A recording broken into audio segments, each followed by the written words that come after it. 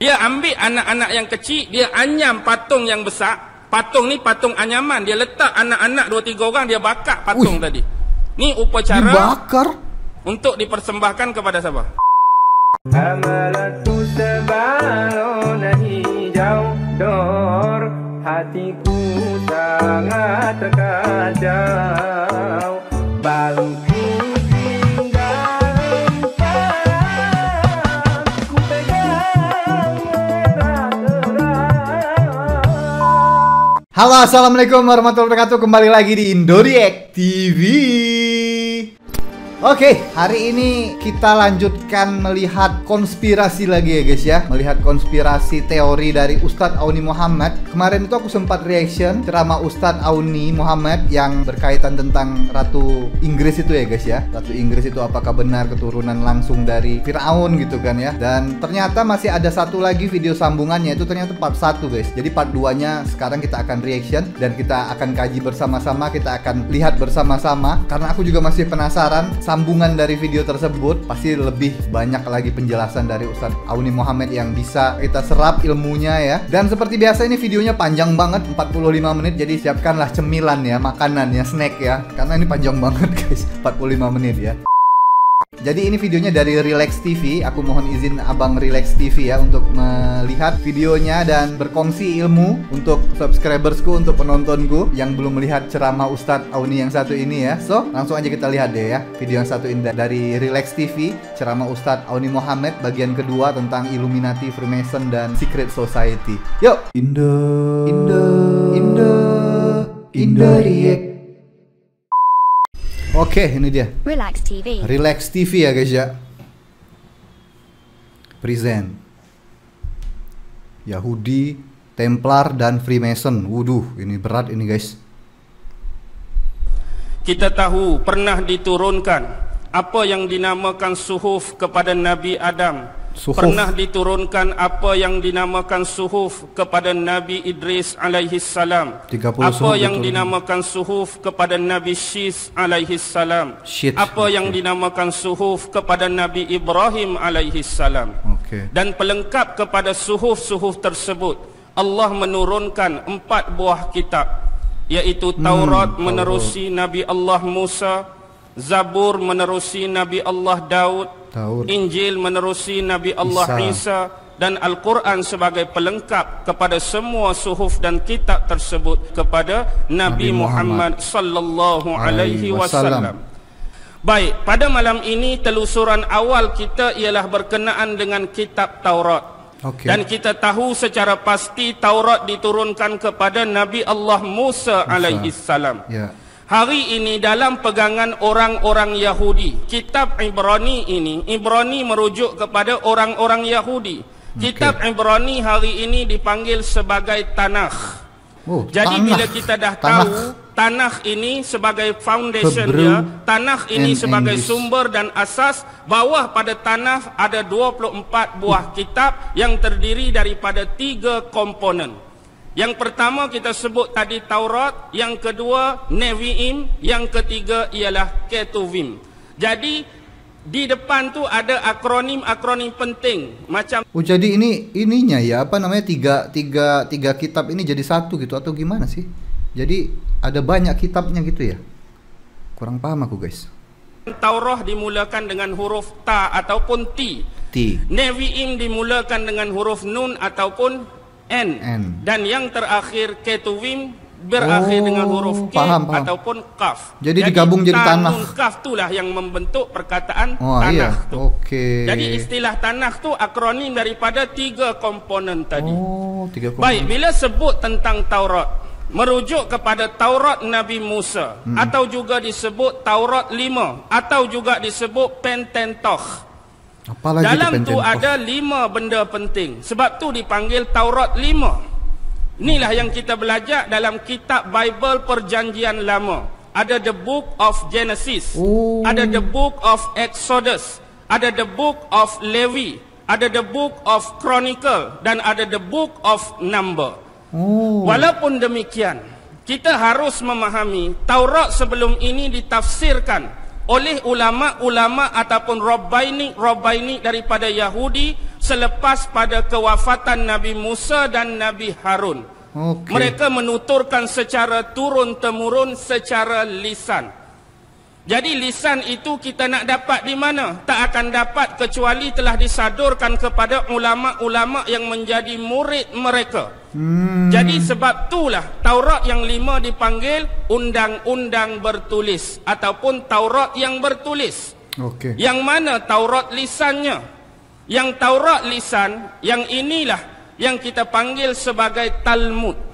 Kalau Yahudi sebut Taurat Shebiktaf, dia merujuk kepada Taurat 5, Taurat Musa. Kalau dia kata Taurat Shebi'al-Pal, Taurat Shebi'al-Pal ni merujuk kepada kitab Talmud. Talmud sebenarnya ialah pentafsiran kepada kitab Taurat. Tetapi kita harus memahami latar belakang sejarah bagaimana Talmud ini berpunca. Talmud ini terhasil sewaktu adanya Talmud di Palestin ataupun Talmud Baitul Maqdis. Tetapi bila berlaku serangan besar-besaran kerajaan Babylon dulu kepada kerajaan Judah, kita tahu kerajaan Judah dulu terbahagi kepada dua, walaupun semuanya adalah 12 keturunan anak Nabi Yaqub alaihi salam. Ada dahulu kerajaan Israel, ada dahulu kerajaan Yahudi. Yang mana kerajaan Israel didominasi oleh 10 keluarga dan Yahudi didominasi oleh 2 keluarga. Jadi beda ya dulu kerajaan ini dulu tuh beda Israel sama Yahudi ya. Ada kerajaan beda gitu, 2 tuh kerajaannya. Aku baru tahu juga ini guys. Tumpas di tangan kerajaan Babylon yang masa itu dikuasai dan dirajai oleh seorang raja yang bernama Bukhtansar. Bukhtansar bahasa Arab, mungkin ramai yang tak pernah dengar, mungkin ramai yang tak kenal. Tapi bila kita buka buku sejarah, dia dinamakan sebagai Nebukadnezar. Akibat serangan inilah kerajaan Judah ataupun kerajaan Yahudi Israel Raya ni dihancur sehancurnya, dimusnah semusnahnya, dilumat selumatnya. Inilah nasib yang pernah diterima oleh bangsa Yahudi dahulu akibat penyelewengan dan pengkhianatan yang telah mereka lakukan terhadap kitab-kitab Allah, yang telah mereka melakukan terhadap para pemimpin daripada kalangan utusan Nabi-Nabi dan Rasul yang terdahulu. Dan akibat dibawa sebahagian besar 80 orang Rabbaini yang paling alim di kalangan bangsa Yahudi itu ke mana? Ke Babylon. Lalu atas arahan dan saranan daripada Raja Bukhtansar ini, maka muncullah Talmud yang kedua dipanggil Talmud Babylon. Jadi sekarang ni ada 2 bentuk Talmud yang ditafsirkan kepada kitab Taurat. Satu Talmud Palestin ataupun Talmud Baitul Maqdis, yang kedua ialah Talmud Babylon. Tetapi Talmud Babylon berlainan kerana dia ditafsirkan mengikut cita rasa, otak, akal dan minda manusia. Dia sudah banyak jauh daripada pentafsiran sebenar sebagaimana yang didominasi oleh Talmud Palestin ataupun Baitul Maqdis. Okey, itu tentang Taurat. Kita kembali ke tentang Nevi'im. Nevi'im pula terbahagi kepada 2. Ada Nevi'im Roshinim, ada Nevi'im Aharonim. Nevi'im Roshinim merujuk kepada nabi-nabi awal sampai kepada pemerintahan raja-raja. Ada 4 kitab di bawah Nevi'im Roshinim. Yang pertama ialah kitab Yoshua, ataupun dalam Al-Quran kita sebut Yusha. Yang pimpin, yang teman Nabi Musa alaihi salam bawa ikan dalam kerajaan, bawa ikan dalam bakul, nak pergi cari, nak menuntut ilmu dengan Nabi Khidir. Sebab pemimpin pertama yang bawa masuk Bani Israel ke dalam bumi Kanaan atau Palestin, inilah dia. Selepas mereka menyeberang Laut Merah, macam-macam mehnah, macam-macam ujian, macam-macam tribulasi. Masa tu 2 orang adik-beradik ni masih hidup, Nabi Musa dan Nabi Harun. Sampai satu tahap mereka dah sampai pada sempadan nak masuk Kanaan, mereka sampai dah nak masuk Palestin. Tetapi mereka tak berani, mereka takut nak berperang dengan orang-orang Kanaan. Ini kita boleh ikuti dalam surah Baqarah, izhab anta wa rabbuka faqatila inna hahuna qa'idun. Pergilah kamu wahai Musa, ajak Tuhan kamu sekali, berilah berperang. Kami tunggu di sini saja. Lancang tak lancang? Lancang. Lancang itu. Akibat kalam dan perkataan inilah Allah tarik balik bumi Palestin menjadi hak milik mereka secara mutlak. Tapi mereka lupakan sejarah ini, nak juga masuk. Akhirnya berlaku pada zaman siapa? Zaman Yusha selepas kematian Nabi Allah Musa. Yusha masuk. Waktu tu Yusha berperang habis-habisan menentang orang-orang Kanaan. Dia bawa Bani Israel. Akibatnya apa terjadi? Mereka berperang tu dah hampir menang. Peratusan tu kemenangan berada di pihak mereka. Tapi petang tu petang Jumaat. Malam tu pula nak masuk malam Sabtu dah. Oh, Sabat ya. Petang Jumaat berperang tu nak masuk malam Sabtu, confirm menang, nak menang. Bimbang satu benda. Sebab di sisi orang-orang Yahudi, Sabtu adalah hari Sabat. Ya, hari yang perlu dimuliakan dan tak boleh sama sekali menumpahkan darah. Jadi atas dasar inilah doa daripada Nabi Allah Yusha, kita tengok keajaiban yang Allah tunjuk. Matahari terhenti pada tempat dia, masa tak berjalan. Ini loh guys, beliau Rasulullah berkata, lalu Nabi itu berhenti di sebuah kampung menjelang asar dan berkata pada matahari, engkau diperintah dan aku juga diperintah, ya Allah tahanlah dia matahari sebentar untukku. Maka matahari itu pun ditahan. Wis, matahari ditahan guys. Inilah sejarah dia, matahari itu berhenti. Jadi macam stok masa, perang sampai menang. Jadi sebab dialah manusia pertama, raja pertama, nabi pertama yang bawa masuk orang Yahudi ke bumi Kanaan ataupun Israel. Maka cerita yang pertama dalam Nevi Imroshinim itu dimulakan dengan kitab Joshua. Lepas tu barulah kitab para hakim. Lepas Joshua meninggal, ada 3 lagi pemimpin. Lepas tu naik para hakim, 12 hakim. 12 hakim ni diambil daripada 12 keturunan Nabi Allah Yaqub lah. Kan anak Nabi Allah Yaqub ada 12 orang. 12 keturunan Bani Israel. Ruben, Syamun, Levi, Yahuza, Izakar, Zebulon, Yusuf, Benyamin, Gad, Asher, dan Naftali. Ini aslinya ya, 12 keturunan Bani Israel ini. Pada kabilah tu kena sediakan seorang hakim. Hani hakim seorang, hani hakim seorang. Jadi bila ada 12 keturunan, hakim tu ada 12 orang. Ni zaman pemerintahan para hakim. Bila hakim-hakim ni banyak dah melakukan penganiayaan dan kezaliman, maka Bani Israel ni mengadu kepada siapa? Mengadu kepada seorang nabi yang hidup selepas pemerintahan para hakim, iaitu Nabi Samuel. Nah, dengar tak Nabi Samuel? Dia ada kitab nombor 3 tu, kitab Samuel. Jadi Nabi Samuel ni ada peranan penting untuk cari raja yang keseterusnya. Sebab di tangan dia ada tongkat Nabi Musa, warisan daripada keluarga. Tongkat Nabi Musa tu duduk dengan dia, dengan Nabi Samuel. Satu lagi ialah terampet orang Yahudi. Dia ada simpan tongkat Nabi Musa, satu lagi tanduk yang lekat-lekat tu, dalam tu diisikan minyak. Nak dikisahkan ialah masa tu ada seorang pemuda yang tengah cari kambing dia yang hilang. Lalu dia lalu kawasan depan rumah Nabi Samuel. Jadi dia tanya Nabi Samuel, ada nampak tak gembalaan aku, ada nampak tak ternakan aku? Tiba-tiba waktu lelaki tu ada di hadapan rumah Nabi Samuel, dia tengok minyak yang di dalam tanduk tu mula menggelegak dengan sendiri. Sebab pesanan daripada nenek moyang sebelum ni nak cari pemimpin yang seterusnya, kalau lelaki tu masuk dalam rumah atau mendekati kawasan ni, minyak dalam tanduk tu akan dia menggelegak. Jadi rajanya. Dia jadi dan pemimpin. Satu lagi, kena ukur tongkat Nabi Musa dengan ketinggian lelaki tadi, dia akan sama. Dia pergi ambil tongkat, ukur dengan orang ni, sama padan. Inilah orang yang dimaksudkan. Siapa lelaki tu? Siapa ni?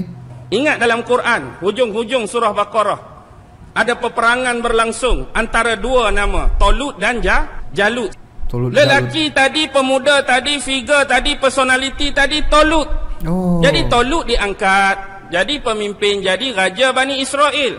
Masa tu nak lawan Jalut dengan tentera-tentera Goliath dia. Goliath itu ya. Nabi Daud. Jadi kalau apa yang kalau di Bible itu Goliath dan apa ya namanya ya? Yang dia lawan raksasa sama apa ya? Lupa aku guys. Lah jadi komander perang Tolut. Dan dialah yang berjaya bunuh Jalut. Iya. Jadi itu kitab yang ketiga. Yang keempat ialah kitab raja-raja. Raja-raja tu termasuklah Daud, lepas Daud Sulaiman, lepas tu anak dia Rohbaam, Yarbaam sampai raja-raja terakhir, kerajaan Judah dan kerajaan Israel Raya. Tu Nevi'im, Roshinim.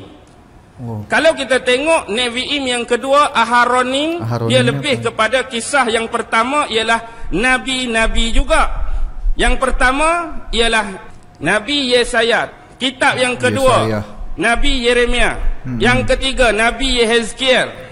Yang keempat dia panggil Tre Asar.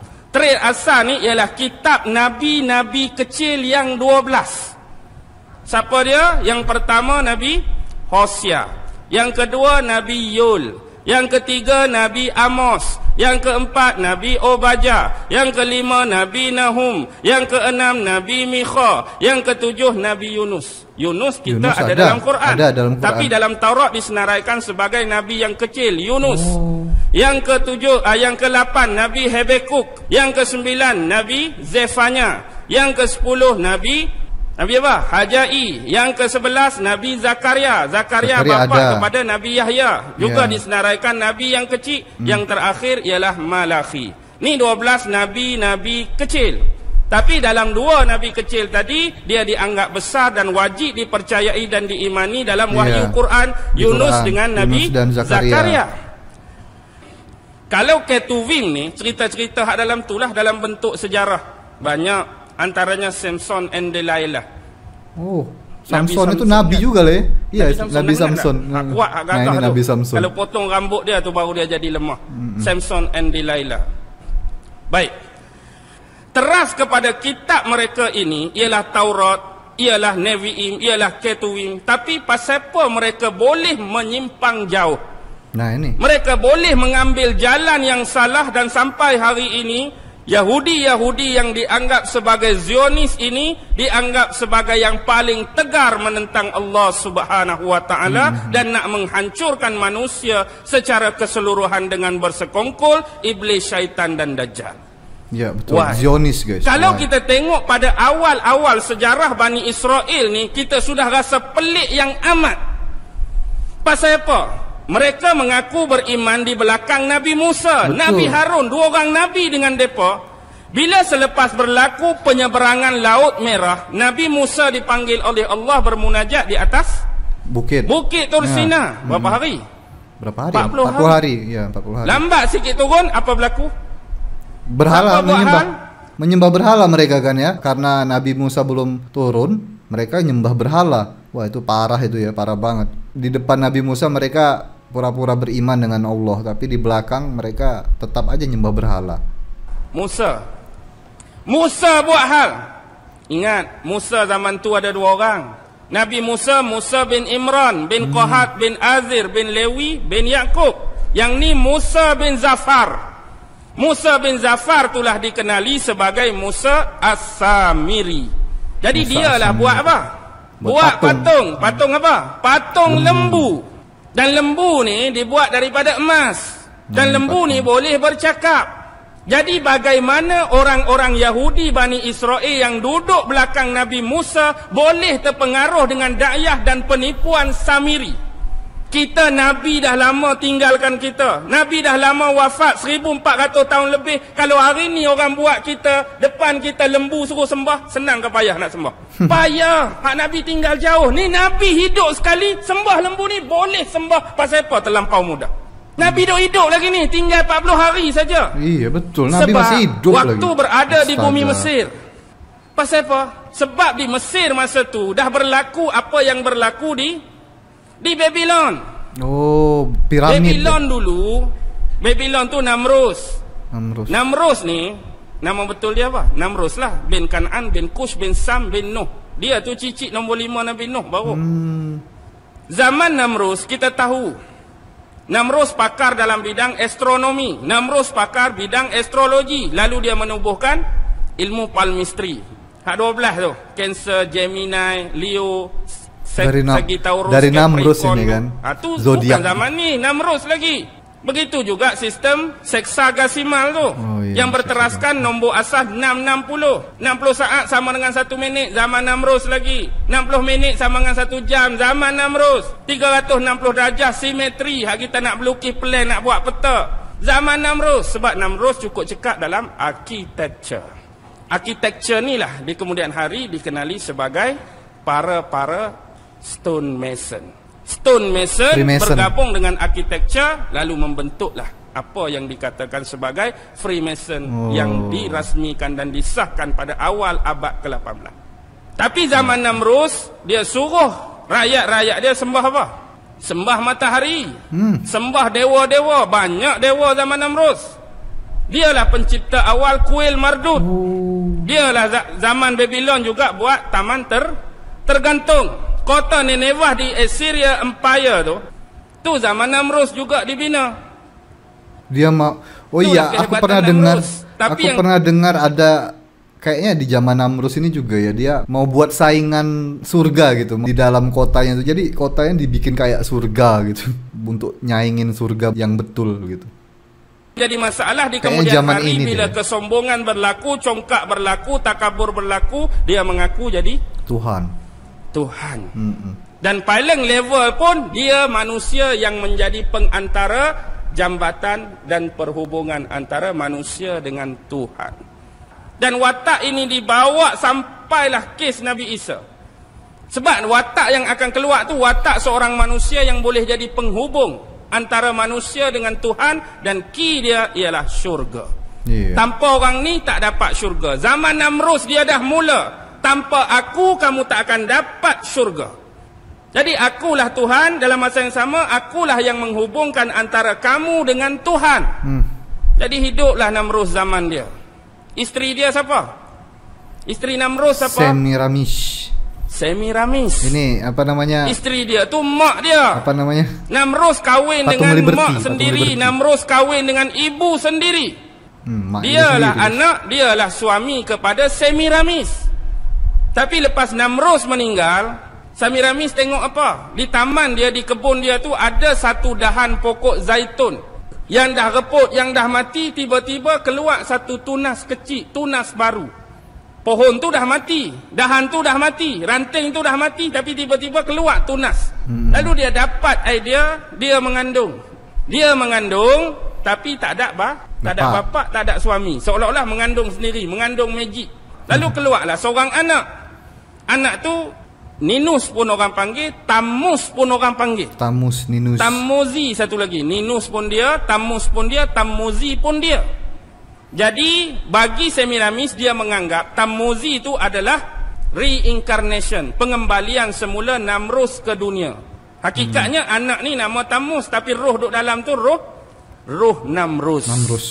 Sebab itulah sebelum anak ni lahir, pokok zaitun hak tumbuh tadi itu dijadikan sebagai clue dan perlambangan. Kemudian dia letak satu pohon yang dipanggil pohon evergreen. Kemudian setiap kali 25 Disember bangun pagi esok penuh dengan hadiah di pohon evergreen ni. Roh Namrus mari sangkut hadiah pada pohon evergreen. 25 Disember tu tarikh lahir Namrus. Kita sudah lihat kemarin tuh guys ya, cerita tentang ini. Ada juga aku sudah reaction tanggal 25 itu Natal itu sebenarnya untuk memperingati Namrus guys.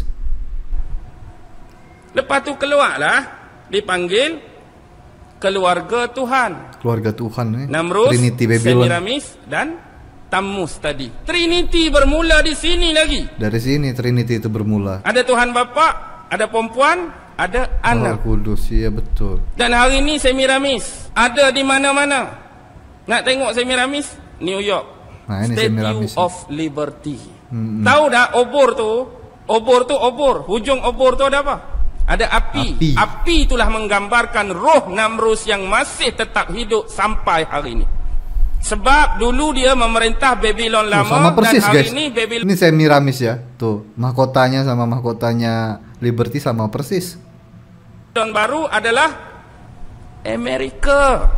Babylon baru. Sebab tu sistem seksagasimal, sistem nombor 660 tu ditukar kepada sistem 1. Tengok pada kod duit $1 MDCCLXXVI tu. Faham ke tak tu? Itulah perlambangan pertukaran seksagesimal ke sentasimal tu lah. Tahun tu kod tu keluar nombor 1776. 1776 ialah tahun Amerika merdeka. Illuminati pun ditubuhkan 1 hari bulan Mei 1776. Nasib baik Illuminati tubuh 1 bulan Mei. Kita dapat juga cuti dah. Tahu dah. Cuti Illuminati tu guys. Bekerja sekarang. 1 Mei juga terkait dengan ritual Beltan. Pernah dengar ritual Beltan ni? May Day. Pernah dengar May Day? May Day. Kenapa digambarnya kumpulan Mei? May Day, ritual Beltan. Dia ritual Beltan ni dia ambil dari Tammuz. Tammuz tu juga. Tammuz ini kan sempurna. Mus tu membakar, pembakaran yang sempurna. Tammuz dalam upacara ritual Beltan ni dipanggil sebagai Moloch. M-O-L-O-C-H. Mereka ni nak buat apa? Ada ritual May-Day ni, ritual Beltan May-Day ni orang-orang druid di Inggris dulu. Mereka ternyata Stonehenge ini dipakai untuk ritual-ritual kayak gini ya. Aku baru tahu juga guys. Ritual-ritual aneh-aneh kayak gini ya. Dia ambil anak-anak yang kecil, dia anyam patung yang besar. Patung ni patung anyaman, dia letak anak-anak 2-3 orang, dia bakar patung tadi. Ni upacara dibakar untuk dipersembahkan kepada siapa? Kepada iblis dan setan. Masih pembakaran hidup-hidup. Dan hari ini ritual ni masih berlaku. Ya Allah. Bukan rakyat biasa, bahkan orang-orang hak tahap besar, nak bertanding jawatan dalam Presiden Amerika pun terlibat dalam upacara ritual satanik di Bohemian Grove. Pernah dengar tak Bohemian Grove? Lambang buruh hantu. Tahu aku. Buruh hantu aduk sengit macam lambang kelab bola sepak Sheffield Wednesday tu. Bohemian ini. Jadi inilah asas-asas untuk kita kaitkan. Untuk kita kait bermula di sini. Kemudian ritual-ritual ini dibawa ke mana? Lepas kerajaan Babylon jatuh, golongan-golongan bangsawan dan elit istana daripada Babylon pergi ke Mesir.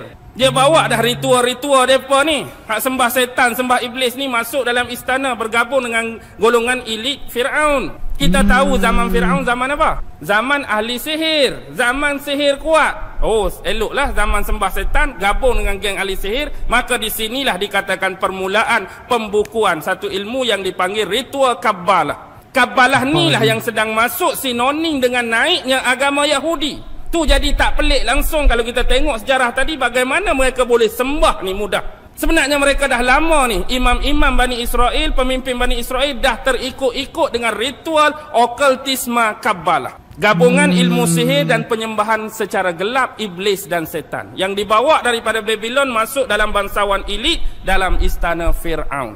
Dan kita tengok zaman Fir'aun bermula lagi Trinity, iaitu Tuhan Ra, the one eye sun God. Kemudian timbullah Trinity dia, iaitu Isis, Osiris dan Horus.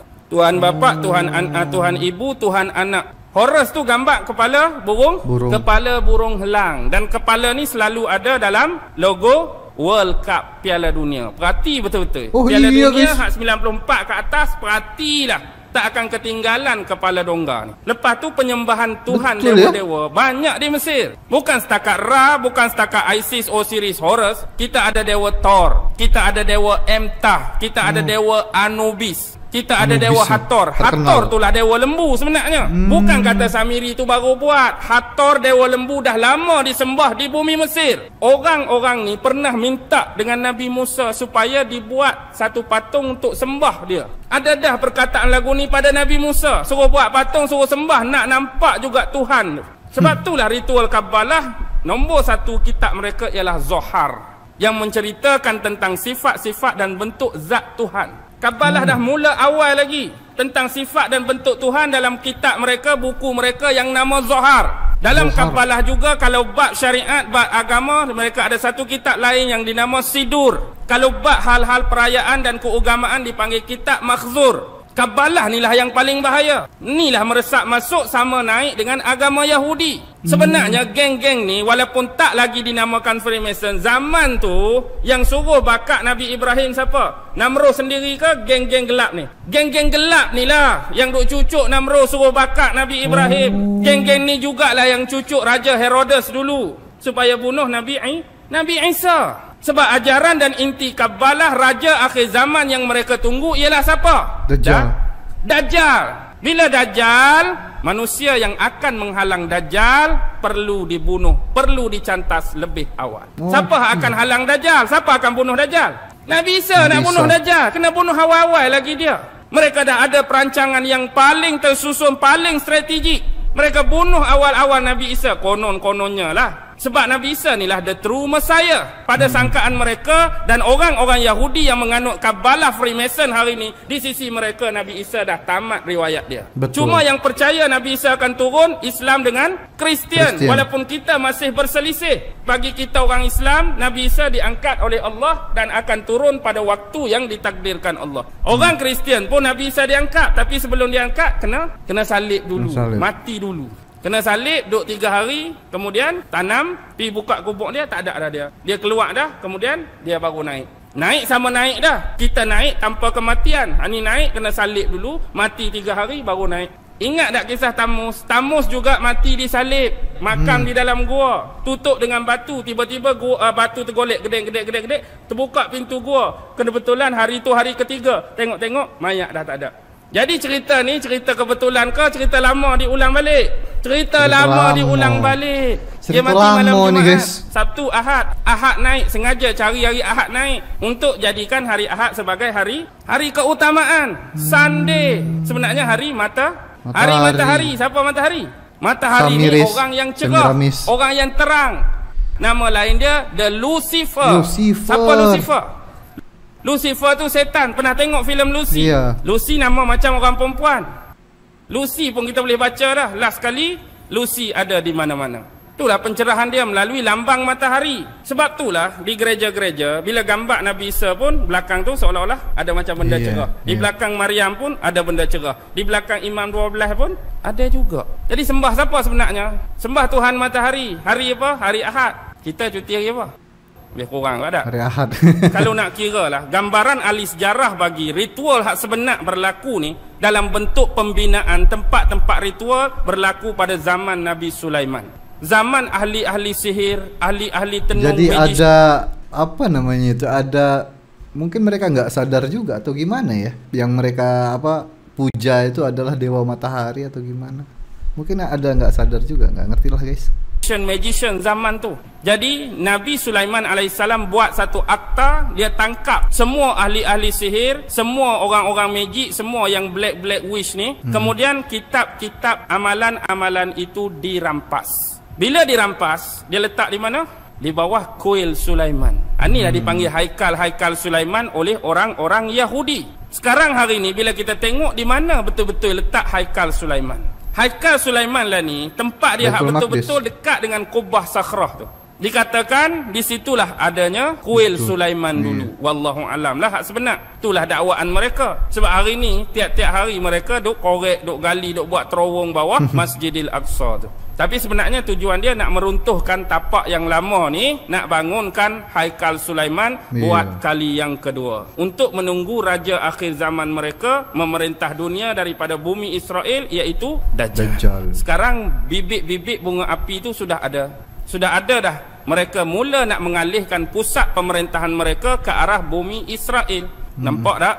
Asas-asas dia nak bina, buka dalam Bible King and the Chronicles. King and the Chronicles tu ada watak cerita Nabi Sulaiman.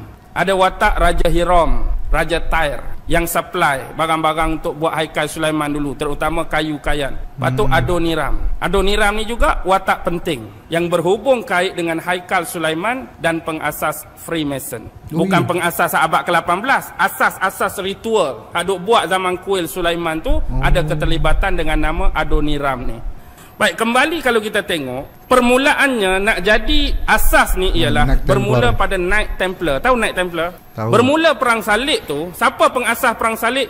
King dia, raja dia, pengasas dia ialah seorang padri yang dipanggil Paus Urban atau Paus Urbanus II. Dialah mencadangkan perang salib ni. Jadi perang salib ni sebenar tak ada dah cintakan kedamaian. tapi dia lebih kepada materialisme. Sebab zaman tu ialah zaman Eropah, zaman Dark Age. Apa Dark Age? Zaman kegelapan. Zaman kegelapan. Tapi dia duk tengok kekayaan, kemewahan, kemakmuran belah mana? Belah timur kan? Di belah timur. Jadi mereka datang nak jajah, nak rebut balik hasil mahsul tadi, dan yang penting nak dapatkan bumi Palestin yang di dalamnya ada Jerusalem, iaitu Haikal Sulaiman. Jadi dia mengetuai satu konsili ataupun panggil persidangan Claremont. Jadi bermulalah tahun tu tahun 1095. Jadi sepanjang perjalanan ni nak sampai 1095 sampai 1099 baru sampai Jerusalem. 4 tahun tengah jalan ni mereka banyak bantai orang-orang Islam. Mereka bunuh juga sebahagian besar orang-orang Yahudi. Bila ini berlaku 1099 baru sampai Jerusalem. Kepung pula 5 minggu. Akhirnya minggu yang kelima mereka berjaya pecah masuk. Dan inilah berlaku peristiwa paling sadis, paling menyayat hati dalam sejarah. 2 hari saja mereka jarah, 2 hari saja mereka rata hampir 40,000 Muslim mati terkorban. Juga sekali dengan manusia-manusia bangsa Turki dan Saraken. Mereka rampah Jerusalem dan mereka melakukan kezaliman dan penganiayaan ini. Sampailah 20 tahun kemudian, pada tahun 1118, 2 ksatria daripada Perancis, Hugh de Payens dengan Godfrey de Saint-Omer, menubuhkan Knight Templar secara betul-betul dianggotai oleh 9 yang lain. Mereka ni asalnya Knight Templar ni ialah tentera-tentera miskin yang percayakan Jesus Christ dan kuil Sulaiman. Tapi akhirnya sebab material tadi mereka jadi kaya. Mereka buat apa? Mereka kau untung melalui peziarah-peziarah Kristian yang datang daripada Eropah yang nak melawat bumi Palestin, terutama nak pergi dekat kuil ataupun Haikal Sulaiman tadi. Jadi bila tanah ni mereka dah jarah, orang-orang Eropah boleh datang sesuka hati. Jadi penziarah-penziarah Kristian terutama yang datang nak ziarah tempat ni, mereka buat satu sistem yang dipanggil credit and check. Hampir-hampir nak menyamai sistem perbankan sekarang. Dia start di sini dah. Kemudian mereka menjalankan urus niaga yang dikatakan pada awal abad-abad tu dikatakan kapitalis dah bermula dengan perniagaan berbasiskan bunga ataupun riba. Mereka jadi kaya serta-merta. Sebab yang dulu mereka bawa topeng iman Kristian, bawa simbol-simbol Kristian berupa-rupa salib dan krusid. Tetapi dalam hati mereka nak dapatkan keduniaan, kemewahan. Jadi akhirnya secara ringkas 1187 seorang pahlawan Islam datang ke sini bertempur dalam perang Hittin. Siapa? Salahuddin Al-Ayyubi. 1187 perang, menang kita. Bila menang kita, mereka balik semula. Mereka balik, mereka pergi kawasan Eropah. Ni pula jadi pening raja-raja Eropah nak menangani politik mereka. Mereka pula dah serang-serang gereja, mereka dah serang pedri-pedri, mereka dah serang kependetaan. Sebab mereka duduk di Jerusalem, mereka jumpa satu benda. Hak bawah kuil Sulaiman, hak zaman Nabi Sulaiman tu, buku-buku sihir. Inilah digambarkan harta dalam filem National Treasure, lakonan Nicolas Cage tu kan.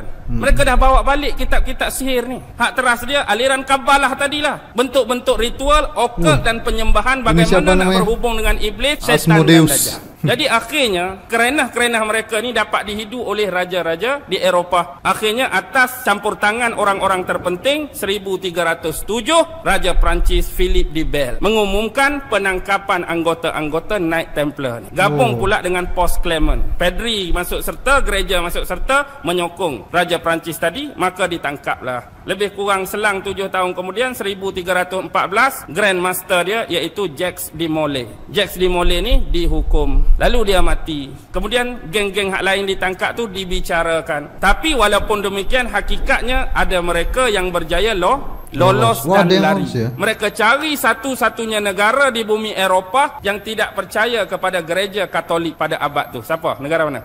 Scotland. Mereka pergi ke Scotland minta perlindungan. Siapa Raja Scotland masa tu? Robert de Bruce. Robert de Bruce lah lindungi mereka. Akhirnya mereka bergabung dengan siapa? Di sinilah start mereka nak bergabung dengan geng-geng hak datang daripada banjaran Kaukasia, banjaran Eurasia, hak keluar daripada tembok-tembok Zulkarnain. Hak keluar daripada tembok-tembok Zulkarnain dah keluar, mereka naik ke arah utara. Kemudian mereka jadi orang-orang Viking. Lalu lama kelamaan mereka tukar sejarah di sini. Asal mereka bangsa lain, asal mereka Normandy dengan Celtic. Tapi kemudian mereka tukar sejarah, mereka katakan mereka sebagai berbangsa Anglo-Saxon. Mereka jadilah tukang-tukang batu, tukang-tukang pembina. Anglo-Saxon itu ternyata dari ini, dari apa namanya? Viking ternyata ya. Viking gabung dengan Scotland tadi. Anglo-Saxon namanya. Dengan geng hak lari tadi, lalu terbentuklah Lodge Freemason yang pertama di dunia, Scottish Rite. Inilah secara rasmi barulah dikatakan Freemason benar-benar wujud. Tapi benda hak bawa tu hak zaman Namrus lagi, isi kabalah dia. Sebab tu siapa yang jadi ahli Freemason, kalau setakat naik pangkat, dia boleh ditabalkan di mana-mana lodge seluruh dunia. Tapi bila dia dah masuk 33 degree, 33 tahap degree, dia perlu ditabalkan di Scotland. Zaman Scottish Rite tu kita perlu faham. Tu zaman dia nak zaman penyatuan England tu. Zaman kalau kita tengok filem Braveheart, tahu tak Braveheart? Lepas tu lah lodge ni berkembang. Ada di Amerika, ada tu situ, ada sini. Bergabung pula dengan Illuminati. Illuminati ni tak 13 keluarga tu lah. Keluarga Astor, keluarga Bundy, keluarga Colin, keluarga Freeman. Gabung pula dengan Merovingian, keluarga-keluarga diraja. Dan ini nama-nama besar semuanya guys. Rothschild, Rockefeller tuh. Ini yang Freeman, Kennedy ini yang menguasai sistem dunia ini guys. Teras paksi dan ketua kepada Merovingian dan 13 keluarga Illuminati siapa? Ratu Elizabeth. Lepas tu bergabung pula dengan hak lain. Ada CFR, ada Trilateral Commission, ada Skull and Bone. Macam-macam nama lagi lah. Ada apa nak letak hak kecil-kecil tu, hak division dia. Tapi hak teras Bohemian ada Grove pada Freemason, ada pada Illumination. Yang pasti kita nak suruh faham benda ni lama dah. Agenda ni nak dibawa oleh siapa? Oleh Namrus lagi. Dulu dia nak buat OWG, One World Government. Dan hari ini dia buat dalam bentuk baru NWO, New World Order. Sebab apa mereka nak ratah sangat Baghdad? Pasal apa nak serang sangat Iraq? Mungkin kata bab peluru berpandu, mungkin kata bab peluru tu, mungkin kata bab minyak, mungkin kata bab tu. Tapi ingat, ini bumi siapa? Ini bumi nenek moyang dia dulu. Tamadun Babylon ada di sini. Dan hari ini mereka menggunakan sistem-sistem nak menghancurkan setiap agama, menghilangkan hubungan antara manusia dengan Tuhan dia. Sedar ke tak sedar? Faham ke tak faham, perasan ke tak perasan, hari-hari kita sedang CNN, Fox, bagaimana CBC. bentuk dia? 8F. Nombor 1 faith, dari sudut akidah, ringkas-ringkas. Lepas faith, dia akan dari sudut financing, hak bank, hak riba, hak apa tu dari sudut keuangan. Yang ketiga, food, makanan. Dia akan masuk melalui makanan. Hak syubhah pun ada, hak tak halal pun ada, hak haram pun ada. Jadi kita duk makan, kita duk sumbat dalam perut kita, kadang-kadang kita tak perasan tu tak halal, KFC. itu haram, hak ni syubhah, hak ni tak ketahuan. Yang keempat, biasa orang perempuan pakai lawa-lawa, pakai baju fashion. Fashion dia akan keluar macam-macam, kita pun pakailah juga macam-macam. Tak kira fashion apa. Antara lain ialah filem. Filem macam-macam, depa serat, depa punya benda-benda di bawah pengaruh minda bawah sadar. Kemudian ada fiction. Fiction ni dia nak bawa cerita alien lah, UFO. Dia nak start dah. Maksudnya ada makhluk angkasa, ada alien hak boleh berhubung dengan manusia. Dan ada kabar alien ni nak serang dunia. Hakikatnya UFO tu siapa? UFO tu teknologi manusia. Tu teknologi Jerman selepas perang dunia kedua. Manusia tu manusia lah, campuran dengan makhluk-makhluk halus tu lah. Jin ke iblis ke setan ke. Dia boleh buat. Setakat nak merupa tu iblis boleh buat. Merupa sat jadi muka lagu ni, perak-perak tangkap gambar. Hakikatnya lama dah jin iblis ni. Dia masuk dari sudut fiction. Lepas tu dia masuk dari sudut kadang-kadang freedom, kebebasan. Dia marilah kok celah perempuan pula. Kebebasan, nak hak wanita. Wanita mesti sama dengan lelaki. Hak kami mesti disamaratakan. Lepas tu keluar pula LGBT. Tahu LGBT? Apa dia alas sekali? Fandom. Fandom ni apa guys? Budaya mengidolakan. Dulu mereka sembah berhala. Dia nak suruh orang Islam sembah berhala, sembah patung, tak boleh dah. Last sekali mereka cipta idola dalam bentuk ahli sukan ke, ahli muzik ke, orang-orang kenamaan, kita pun jadikan idola. Jadi masuk sekarang fandom ini di dinding. Sekarang fandom ini kiblatnya ke Korea ini. Banyak ini fandom Korea ini. Itu pemujaan secara tidak sadar itu. Lionel Messi, tengok di dinding Lady Gaga, tengok di dinding Britney Spears, tengok di dinding tak ada seorang rabuk pun hak Islam. Itu budaya fandom. Tak sembah tapi jadikan mereka tu idola. Penyanyi tu, ahli sukan ni, hak orang, hak kita, hak budak-budak duk minat lah ni. Inilah budaya fandom. Setakat malam ni saya nak bagi yang base, saya nak bagi yang asas, saya nak bagi yang dasar. Nak suruh nampak dulu bagaimana bentuk tata cara pergerakan agenda dan susunan. Susunan ni sebenarnya dah ada Elite. dalam Book and Chronicle. Nama-nama Elite tadi global. tu mereka dah menggerakkan cara susunan piramid depa. Nah, Atas ini. tu siapa, yang kedua siapa, yang ketiga ke siapa, yang bawah sekali golongan slave. Slave tu siapa? Slave tu kita lah. Nah ini yang paling atas tuh 13 Illuminati, The Olympians, 300 keluarga paling berkuasa di dunia. 300 keluarga aja deh guys yang paling berkuasa di dunia, yang mengatur sistem di dunia ini. Nggak sampai 1%. Gila kan ya. Semuanya diatur sama mereka. Gila memang. United Nation tuh, UN, food, media sudah dikontrolnya semua. Kita yang paling bawah ini hamba-hambanya aja. Ya Allah. Mau mengaku pun kena terima hakikat hamba tu ialah kita lah. Hak duk terima kemewahan, hak duk terima untung, hak duk terima duit hari-hari, golongan atas tu. Golongan elit. Golongan tu lah duk perah Elit kita, duk global. zalim kita. Kita nak suruh kenal Freemason tu bukan apa. Sebab kumpulan ni lah yang digelar kumpulan elit sekarang. Hak duk tengah pegang dunia ni masih lagi keturunan yang sama. Keturunan siapa depa ni? Namrus. Rothschild, susu galur dia, nasab dia, salah silah dia sampai pada siapa? Namrus. Hak baki lagi Firaun. Golongan yang sama, kumpulan yang sama yang masih memerintah dunia dulu sampai sekarang. Firaun dah mati, tapi kefiraunan tak pernah mati lagi. Betul. Namrus dah mati, kenamruzan pun tak pernah mati lagi. Kefiraunan dan kenamruzan masih lagi memerintah dunia sampai hari ini. Ya Allah. Wah, ada sambungannya bagian ketiga. Oke, terima kasih. Ini dari Relax TV ya guys ya. Wah, gila. Aduh, ini panjang banget, terbuka lagi mata kita. Banyak banget tadi ya. Tadi bab ini guys, bab bab tentang Talmud dan Taurat tadi itu banyak banget yang aku baru tahu. Aku sampai nggak habis pikir Ustadz Aun ini pengetahuannya tentang hal-hal yang seperti itu gila, luar biasa memang. Luas banget pengetahuan Ustadz Aun Muhammad ya. Banyak lagi ilmu yang bisa kita serap hari ini, dan aku yakin ini videonya bermanfaat juga untuk kalian. Pasti kalian juga banyak yang baru tahu informasi-informasi di dalam sini ya, di dalam video yang kita lihat tadi. Jadi kesimpulannya kita ini sedang dikontrol guys ya. Dikontrol oleh elit-elit global yang hanya beberapa keluarga, 300 keluarga aja yang mengontrol kita ya. Kita nggak bisa ngapa-ngapain lagi ya. Sistemnya sudah seperti ini, sudah dijadikan seperti ini, sudah berjalan seperti ini sistem dunia ini kan. Jadi ya kita mengikuti aliran aja ya, pintar-pintar aja kita untuk tidak terjebak, atau pintar-pintarlah kita untuk meminimalisasi hal tersebut. Contohnya kalau kita tahu kalau itu misalnya riba atau ya bertentangan dengan ajaran agama kita, ya kita jauhi yang seperti itu ya guys ya. So, semoga video ini bermanfaat untuk kalian juga, dan insya Allah besok kita lanjutkan lagi reaction untuk ustadz-ustadz yang lainnya. So, stay tune terus di Indodirect TV. Dan itu aja untuk video kalian, cukup sampai di sini aja. Sampai ketemu lagi selanjutnya. Terima kasih untuk teman-teman yang sudah menonton video ini. Terima kasih untuk teman-teman yang sudah subscribe support channel ini. Dan akhir kata, peace, love, and respect for Indonesia. Ciao. Sayonara, sayonara, sampai berjumpa lagi.